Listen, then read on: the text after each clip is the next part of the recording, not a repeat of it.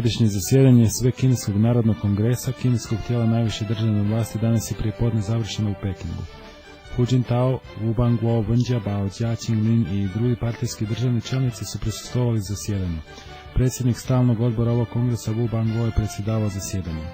Na zasjedanju je odobreno izvješće premijera Wen Jiabaoa o radu vlade. Odobren je 12. petogodišnji plan o nacionalnom gospodarskom i društvenom razvoju, odobren je plan o nacionalnom gospodarskom i društvenom razvoju za 2011. godinu te glavni proračun za 2011. godinu. Odobrena su također izvješća o radu stalnog odbora Svekineskog narodnog kongresa, Vrhovnog narodnog suda i Vrhovnog narodnog tužiteljstva.